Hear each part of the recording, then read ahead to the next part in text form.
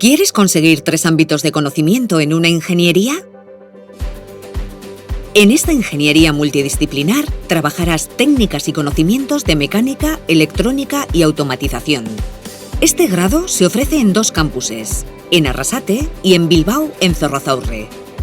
Puedes acceder al grado de Ingeniería Mecatrónica de 2 maneras, desde un ciclo formativo de grado superior o después de cursar el bachillerato.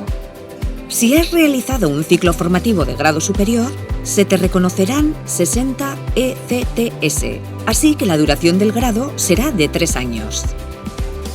Si vienes del bachillerato, te graduarás en 4 años. Aprenderás a través de proyectos, dando soluciones reales a problemas reales. Al ser una ingeniería dual, conocerás muy de cerca la realidad de la empresa. Trabajarás mientras estudias, aplicando los conocimientos teóricos y prácticos adquiridos en la universidad en el entorno real de la empresa. Hay un programa común donde participan los tutores de la Universidad de Mondragón junto con los tutores de Mondragón Assembly, donde se define un poquito el proyecto para el estudiante y las fases de desarrollo según el nivel en el que se encuentre la universidad, en qué grado esté.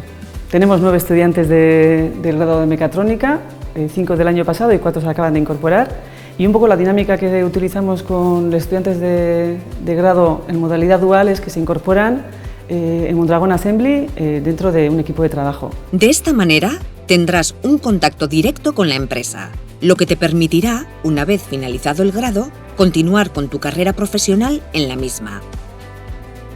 Al terminar el grado, tendrás 2 años de experiencia profesional y serás capaz de trabajar en diferentes sectores, entre otros, industria de bienes de consumo, máquina-herramienta, aeronáutica, ferroviario. Ven y responde a los futuros retos industriales que tiene la sociedad.